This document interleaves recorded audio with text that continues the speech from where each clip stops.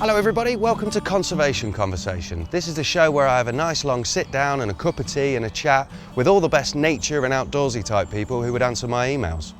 This week we're meeting Dave the Plant Man. He's got roughly 5,000 times more followers than us on social media, but you know, we're getting there. Dave is a horticulturalist with over 40 years experience, and obviously his YouTube channel is the YouTube channel of the week this week. I've got more recommendations like that coming up for you at the end, and Dave has got a theory about how you can balsam bash without eroding soil. That's coming up in part 2, but for now, let's go over to Wigan, where Dave is telling me about one of his most successful videos.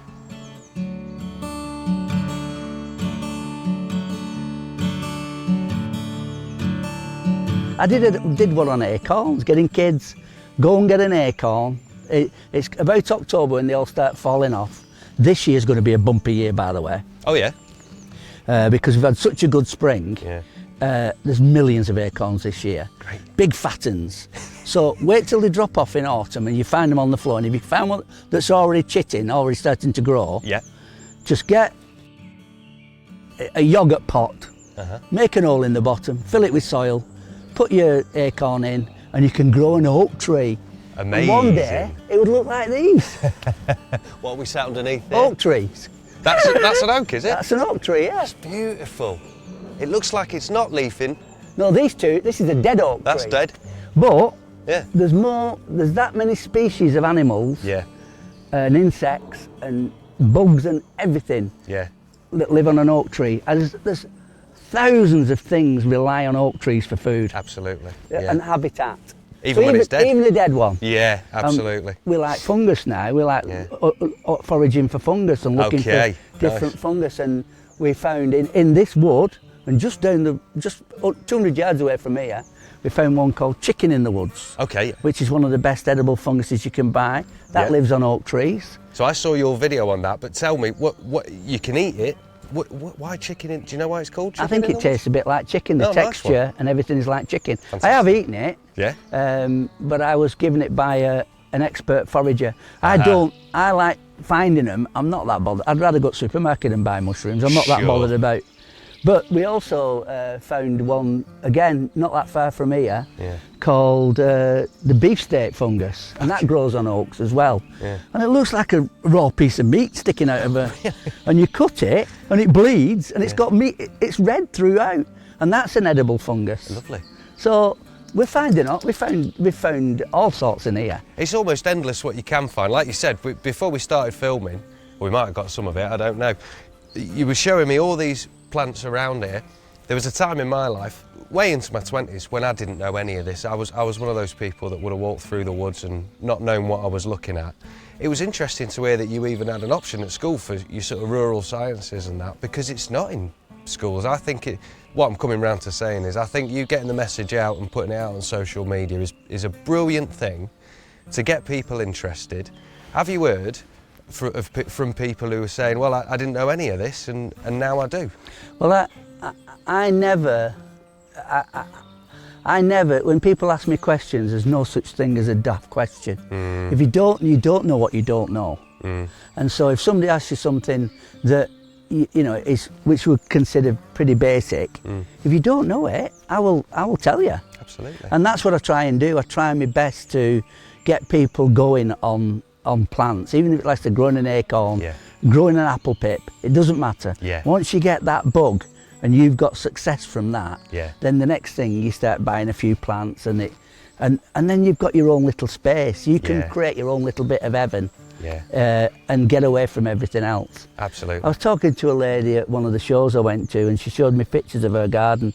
It was a tiny little garden. Everything was in pots. And she had all these aces and all these plants.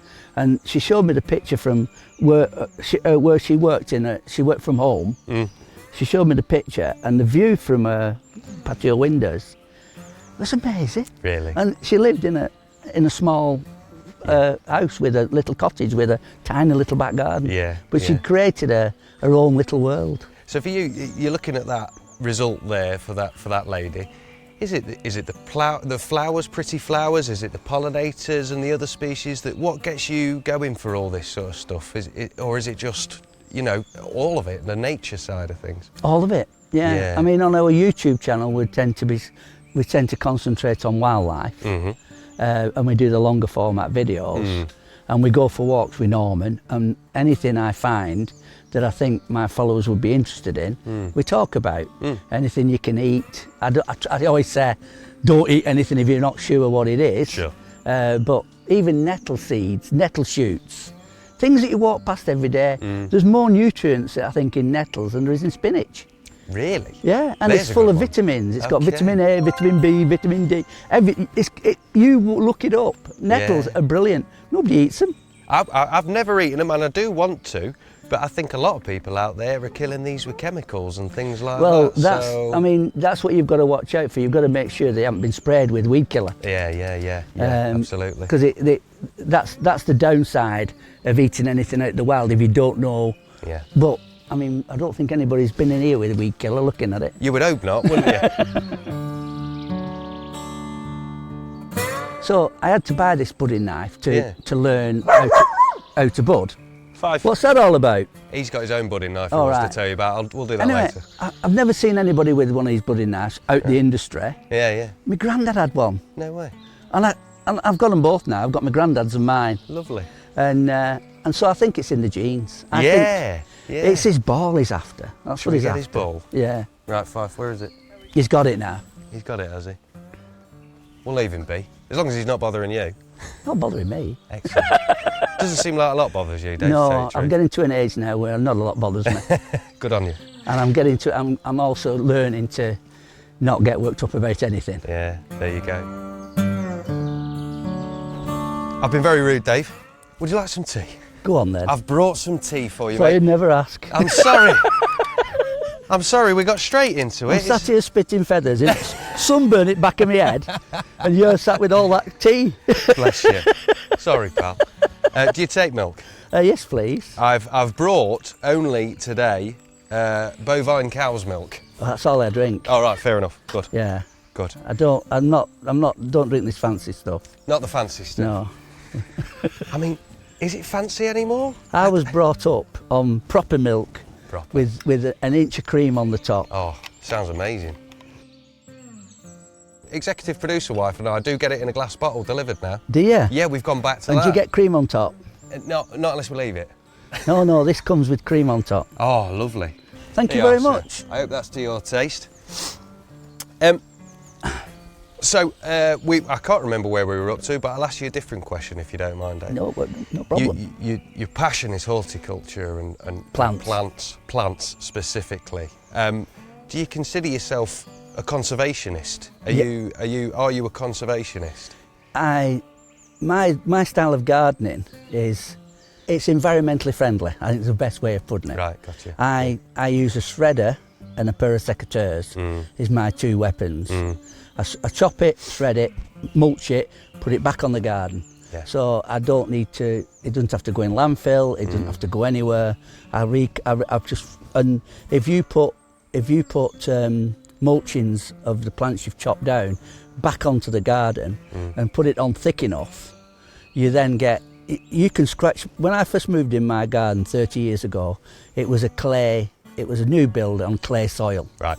And it was a clay field, and it didn't drain, and it was just thick clay.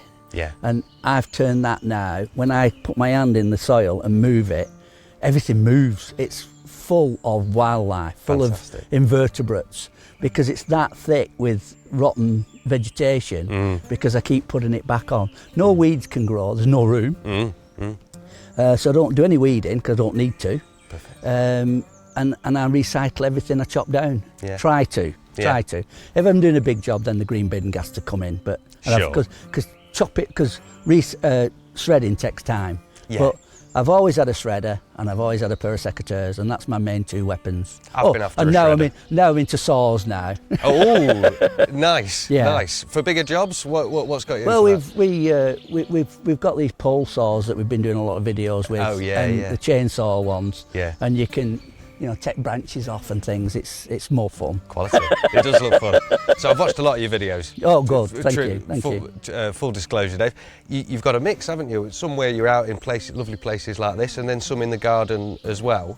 Are they equally important to you, your garden and then the natural world, or what would you say to that? I think the natural. I think this is something that I say. We are apes. At the end of the day, me and you are just a species of ape. I'm not insulting you. What's Norman found? None taken. A butty box. Ah, Norman. Oh, Norman. So, apes and gorillas in particular, they've worked out that we can see more colours of green than any other animal. Oh, okay. So me and you sat here now, surrounded by green, is our natural environment, our natural habitat.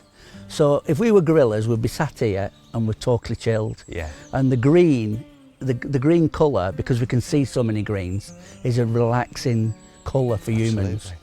So I think if you have a green space anywhere, then it's got to calm you down. Yeah. And gardening is great for your mental health, because when you're gardening, you just think about gardening. You don't think about anything else. Very true. It sort of turns all the other stuff off, all the noise, doesn't it? Yeah. What is gardening to you then, Dave? You do a lot of the sort of very environmentally friendly garden with your mulching and shredding and that. But you've described some people with their pots, you know, growing their flowers. I'm growing pots. Yeah. It all counts, is that right? I'm just a plant fanatic. I mean, my garden, I'm not called Dave the Gardener, because my garden isn't a pristine garden. My garden is a collection of plants that I've picked up over the years. Yeah. And if I like something, I'll take it home. I've now got to a stage where I'm walking up and down the garden with a plant I brought home. Yeah. I want to plant it, nowhere to plant it. I'd have to dig something out to plant it. Nice. Because it's just a jungle. Yeah, It's not dissimilar to here. Absolutely. Thanks for all that, Dave. There's more coming up in a moment after this advert. This programme is brought to you by Genuinely Beneficial Product. This week. Dog. Genuinely Beneficial Product.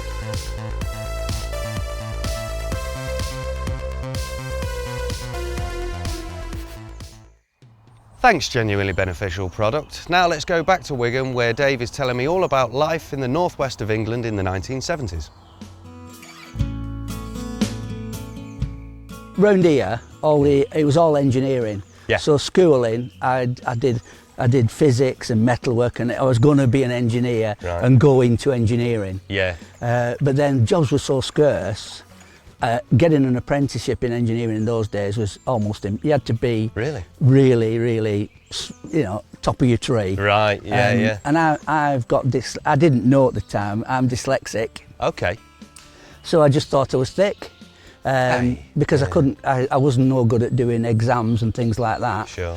And I did a psychometric test a few years ago. Right. And that's the first time that somebody said to me, "You're above average."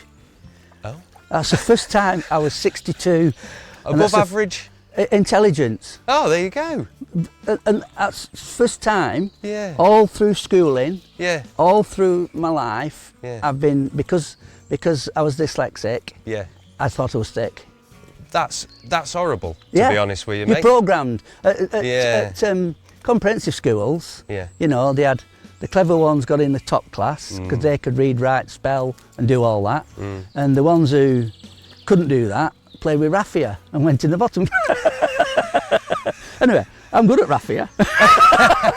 What's that, what you're showing me there? This is a piece of cordage where me and my friend who does all the filming, Bob, we do. He makes his own beer. Okay, so nice one. When we've had a very energetic long walk on a Sunday morning, we need some light refreshment. So we go in Bob's garden. He gets his beers out, and it's the best beer you can find anywhere. It's better than anything that you can buy in a pub. I can believe it. And something I do is just take the time away. I get some nettles, bash them up, get the fibres out, take the inner wood pith out of it. Make it into fibre, twist it round, make some cordage and make bracelets. It's lovely, that. But that's out of a nettle. You'd be amazed how strong that fibre is in nettles. Bob's just got nettled. Oh, yeah. And nettle sting is histamine. So if you sting yourself enough with histamine, if you've got hay fever, this is the trouble with people nowadays. Yeah. I don't think they eat enough dirt, and I don't think they they get out in the environment enough. If you get stung enough with nettles, that's building your antihistamine to protect yourself against the nettle stings.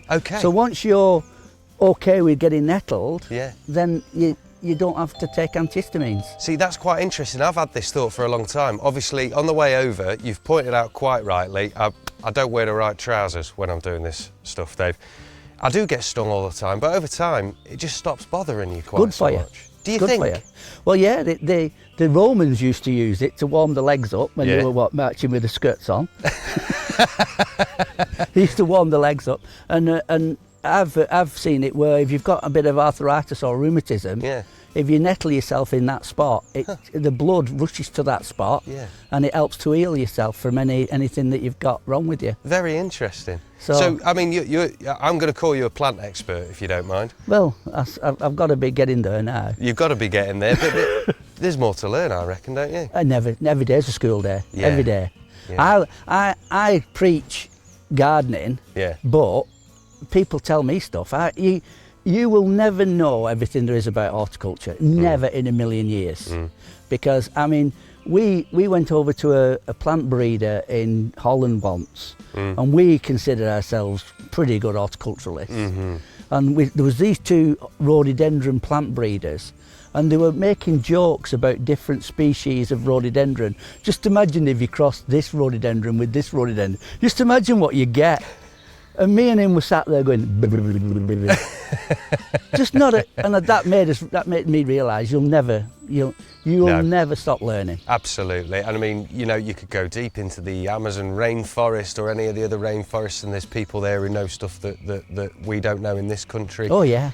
Do you think, you know, so what to you then, if someone wants to get into that line of work, what are they going to be doing in their career? What did you do as a horticulturist? Well, I went into from college I went into a wholesale nursery, and that was supplying garden centres with plants. And I've been on the wholesale side all my life, but you can also go into the retail side and work in garden centres. So, or get into parks and gardens, get into ecology, get into working with the environmental agency. There's Canal and Rivers Trust. There's loads of stuff. They're a wonderful organisation, brilliant they are.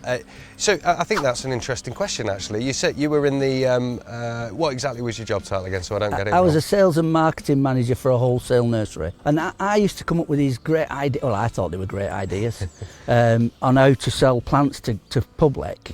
But the only way I could communicate with the public was through a plastic label that you put on the plant and said, this plant's good for defensive planting. If you plant a pyracantha hedge around your garden, it will keep burglars out. And so I did all that kind of stuff, promoting plants for purpose.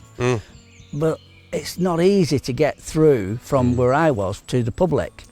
Now, I can just say it on my social media channel, and my public and my followers see it straight away. That's brilliant. So I've now got a direct link, which I've been trying to do all my life, educate people and tell people about plants. I've now got a direct link to people out there and of all all levels of horticulture. From experts, I get some old people who are experts, young experts as well. To young people coming into the industry, or old people who are just interested, who've never. A lot of people say I've never had the guts to do it. I'm frightened of gardening. Oh really? Because everything I touch dies. Oh. And then they've been following me, and then I get messages saying, you should see my garden, I did exactly what you said, and look at my results. And that's what gives me the pleasure. It seems to make you very happy. It does. That's great. That really is great. The feedback I get is brilliant. If you don't mind me saying, I would have thought, I think if you told me, especially as a young lad, you know, sales and marketing manager, I wouldn't think you'd be that hands-on with the plants, you know, but obviously you were. I was marketing plants. Yeah. But you're always out and doing stuff, so that's great. If someone's even doing a sales and marketing degree, they can still get in touch with the environment, is that right? Yeah. Wonderful. Isn't that buzzard? Is that what that is? There. Here he is. This is a wonderful spot. I really do appreciate it, Dave. You've not seen it yet. I know. We're going to go for a little bit of a walk in a bit, but I've got a few more questions for you, if you don't mind. Tea's good, by the way. Good. That's what we like to hear. You got it eventually. I'm going to have a sip of drink. I'm Everybody ready. behind the camera's happy? Jolly good. What sort of tea is it? Yorkshire. Just the best. That's what we have. Yeah. It's never quite as good from the canteen. No. I don't think. It's got that canteen flavour, hasn't it? It's all right. When you're in the field, that's the way you do it, isn't it? Yeah. Good. Well done. Thank you, mate. Do you want Really me to good talk point. about balsam for a bit? Dave, that's a brilliant idea. Right. So I reached out to you because I'm making a channel about balsam. However, we are late August now, and a lot of the advice. I spoke to Yorkshire Wildlife Trust last week. Keep making that mistake, don't make that mistake. No. And they said, yeah, probably best stopping the balsam bashing now. I've come to you, Dave, to talk about every other plant that we can talk about. Well, going back to the balsam. Back to the balsam. Me and Bob, we go for walks, and we started at the beginning of this year, and we were showing balsam, and it comes up like crap. Start from very, very beginning. It grows from seed every year. It isn't perennial. Perennial means it lives for many years. Yep. It's an annual. It means it grows for 1 year. So you set the seed, it grows, flowers, seeds, and then dies. Okay. So that's what an annual is. So this is just an annual. So it only grows from seeds. If you stop it flowering, it won't set seeds. If it doesn't set seeds, it's gone. Okay. Now, what me and Bob did, we showed people when it was coming through, it was like cress. Yeah. And there was a carpet of cress. And I was sat there pulling all the cress out, saying, this is how you get rid of Himalayan balsam when it's little. And then it got to that size in the next couple of weeks, and we're pulling out a little bit bigger. Right. And then it got to that size, and then it got big enough where we were starting to whack it with sticks. Yeah. And then it's got to this size now, where it's starting to fire back at you. Because as you hit it, it shoots a load of seeds back, which is dispersing its seeds. Yeah. But there's still a lot of seed on this plant that's not ripened yet. Okay. So although it's going to fire some back at you, and it's a bit late, it's too late to be balsam bashing. Sure. But, because it's going to fire its seeds and reseed again. But there's still a lot of seeds up there that you're going to kill, even now. So if they're white, they're not going to, when they fall on the ground, they're not going to... If they're white, they're not ripe. They've got to be black. Interesting. And the seed pods have got to ping and fire. And they only do that when they're ripe. And it spreads over quite a big area when they're ripe. And from every pod, you probably get about 10 seeds, and it ping. And we've seen them growing on a piece of log in the middle of the river. They grow everywhere. They grow, but they need wet. This summer, because it's been hot and dry, we've been laughing at the balsam because some of them have been really choking. Really weepy. They love it. They love Lancashire because it's wet. Totally. And that's why, and next to a river like this, I mean, there's balsam as far as you can see. Yeah. But if you just stop it from flowering, it will not seed. Okay. And if you stop it from seeding, Bob had some in his back garden, just over the fence. Oh, right. And it was a carpet like this. And it's probably took him a year, maybe 2. Really? To get rid of it. It's gone. Right. Amazing. And now it's all nettles, all back to normal. Which is a good thing. And every now and again you see a balsam coming up and you whack it. And that's what he's done. He's got rid of it. It's gone. Guys at Yorkshire Wildlife Trust said me some of those seeds, 15 years they can last in the ground, according to the studies. I was going to say that, actually. Go on. When you pull up or turn over soil, there's buried seeds in there. And they only germinate when they get to the right layer, which is a top centimetre-ish. So those buried seeds that are underneath, they can live for 15 years, as you say, but they won't germinate until you turn them up. So by balsam bashing and pulling them up, you could actually be turning up more seeds. It's a complicated old thing, isn't it? It's a complicated old thing. Well, I've brought a tool with me this morning, which I'm going to show you, and it's a long-handled telescopic secateurs. Great. And the balsam has a nuttle just above the root, and if you cut it below there, you can leave the root in. It'll never regrow. Okay. Because it's a dicotyledon. It has seed leaves, two cotyledons. It's got 2 leaves. Dicotyledon. It means 2. Word of the week, right there. Well, grass is a monocotyledon. Monocotyledon. And a dicotyledon's 2. So it's 2 seed leaves. Brilliant. And then where that seed leaf starts, that knuckle there, then the plant carries on growing. If you cut it above that, it can re-sprout and re-flower, even if you chop it off above that knot. But if you cut it off below that knot, Yeah. that root will die.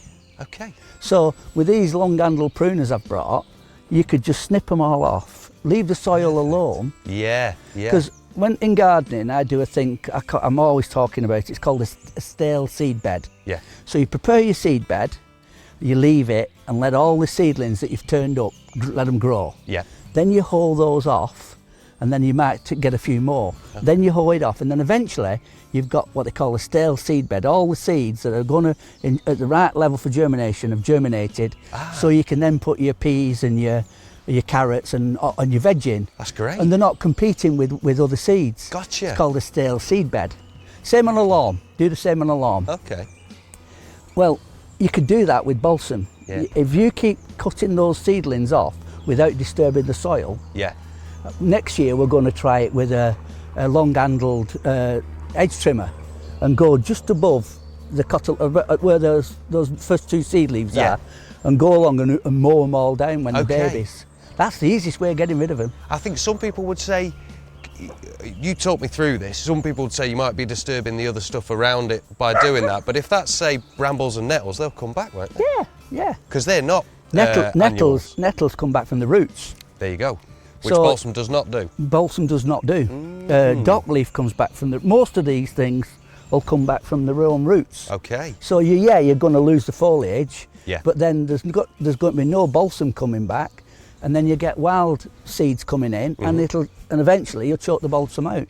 But you've got to create a stale seed bed. Okay. All right. See, everybody I've spoken to has got a different tactic. I think the thing about balsam for me, and the reason I wanted to start this, was it starts all these conversations. It's all experimenting, interest in nature, and sort of seeing the results of different things. You're going to do the thing with the edge trimmer next year. When they're little seedlings, yeah. I'll have to try and catch up with you, see what the results are. And I'll show you the telescopic pruner now, how I'm going to use it. Yeah. And I was watching people about balsam bashing, Yeah. and thinking how hard work it was pulling them up, cracking them. Yeah. And with the hot weather we've had, they're like concrete at the moment. Right, Pulling them yeah. up's quite hard. Yeah, But if for you just sure. snip them off below that nuttle, Okay. that's it. Okay. You could use a hoe, a simple hoe. Oh yeah, yeah, A, sure. a Dutch hoe. Me and Bob have done videos on this. Okay. Where we've gone in the wood with a Dutch hoe and hoed them all off when they were babies. Fantastic. And then you can if you kept doing that, Yeah. gone. Next year I'm going to give this a try. Yeah. Definitely I'll going to give come and this have a go try. with you, Al. That'd be perfect. We'll have you down our ends next year. Because what I'm finding is that I do a video, Yeah. but that's people don't watch 2-year-old videos. No. They only watch the one that goes up today. Well, there you go. And you've done what? How many videos now? Hundreds? 1,000. Thousands of videos on. I do one a day, and I've been doing it for 2 years. Wow. And then I do different ones on YouTube. Yeah. And you've got your TikTok and your Instagram as And well. TikTok, Instagram, Facebook, Threads. Yeah. I've got a cracking community with 10,000 people in it now called Dave the Plant Man's Chatterbox. Oh, lovely. And people will find a plant and say, "What's this, Dave?" Yeah. And before I've even seen it, 20 other people have told them Oh, what it how is. nice. And it's a great community. Your own little sort of army of people Dave getting the Plant together. Man's Chatterbox, yeah. Can I join that? Yeah, of course you can. It's That'd on be lovely. Facebook. Oh, Yeah, brilliant. I'll yeah. definitely do that. That's what it's all about, bringing people together, isn't it? I think that's what I was coming on to say about the balsam. It starts with the balsam bashing, but it's not all about that. It's about going out together and finding these things out. Well, I did some. See, when you're doing social media, you don't know who's watching you. And somebody from the Canal and Rivers Trust had seen me bashing balsam down the side of the canal. They contacted me, and I went and met them with the volunteers. Okay. And apparently, the volunteers, when I was chatting to the volunteers, they love it. Really? At first, they just wanted to do something. Yeah. But once they got into a clique of all these volunteers, they were going down the canal. Yeah. And they were planting hedges. We did hedge planting that day, or we did wild. It was they were planting blackthorn. Yeah. Lovely.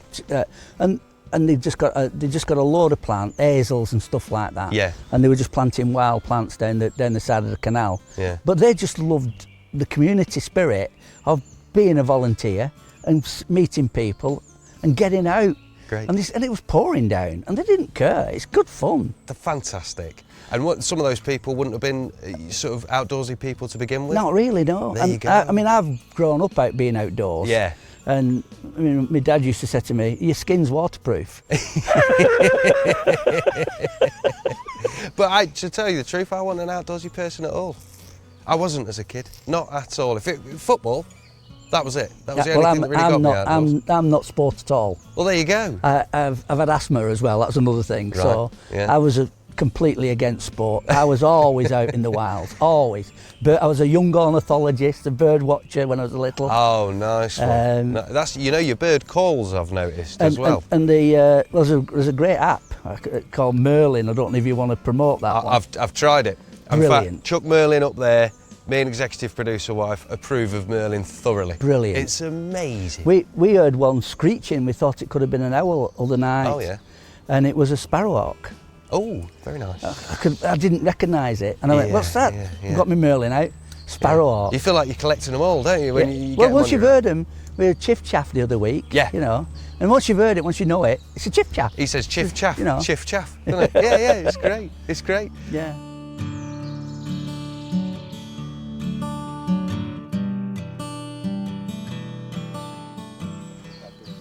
There's a good question. All right. The scale of it seems like it have an impact. Yeah, totally. So I'll put Alex's question, pretend it was my own, like I'm a clever person. This is a lot of balsam, Dave. What do you think it would take to sort this out? Could you have a small army of people having a go at it, and would it make a difference?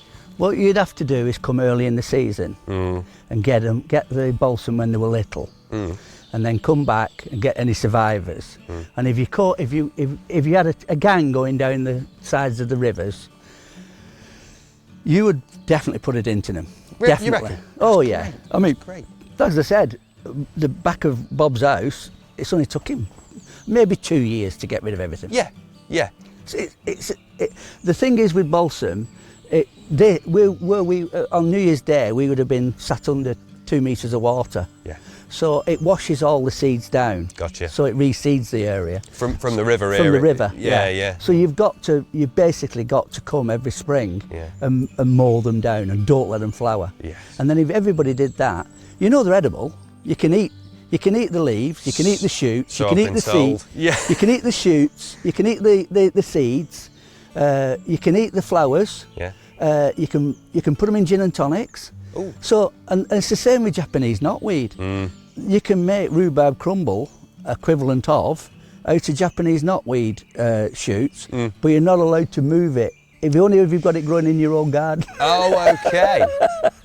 But it tastes nice? I always eat it on video. Dear. Crack it off. Tastes like very similar to rhubarb. Okay, I And kind of like a bit of rhubarb. In America, they use it as rhubarb crumble, Japanese knotweed crumble. Lovely. So if more people ate these things, Yeah? it wouldn't be as prevalent. I always say a plant can't live, even if it's a perennial which lives in its roots. Yeah. A plant can't live without leaves. A plant has to photosynthesize to live. So if you keep cutting the leaves off, even on a Japanese knotweed, you keep cutting the leaves off. Yeah. Now, you're not allowed to transport it, move it, or anything by law. Okay. But if you don't ever let it get leaves, Yeah. and its job is to grow leaves. So if you look away for 2 weeks, it'll be back. Yeah. Just keep cutting it. Okay. It'll never get leaves. It will, and it might take a few years because they have a root like that that's full of energy. Right. But it will run out of energy eventually. And you've not used any chemicals? And you've then? not used any chemical, and you've not dug it up. Yeah. It will exhaust itself, keep trying to grow, and you just keep doing that every week. So same principle with everything? With everything. That you don't and want? Now with balsam, because it's an annual, that's just don't let it seed. Fantastic. And people go, oh, I tried that and it grew back. Yeah, it will. Yeah. That's its job. Yeah. It's like Merce tail. You will get rid of it if you have to. One of my sayings is you have to be more persistent than the most persistent weed. And if you're more persistent than it, you will win. Yeah. If you decide I've done it once and it came back, of course it will. Yeah. You've got to do it again and again and again and again and again. And that's, as a plant man yourself, the one thing that you know better than people who aren't involved with nature, I suppose, is the fact that every year this stuff all starts again, doesn't it? It's a big old cycle. So you've just got to be persistent. No, gotta be persistent. On a river where it floods, then but in your garden, zoom it off when it's little. Zoom it off. Okay, Keep zooming it off. Great. And eventually it's gone. Well, you heard it from the experts, folks. Listen to Dave on nearly everything, I would say. Can I get my catchphrase in? Interesting fact. Hey! I wasn't going to ask, but we got it. That's made my day.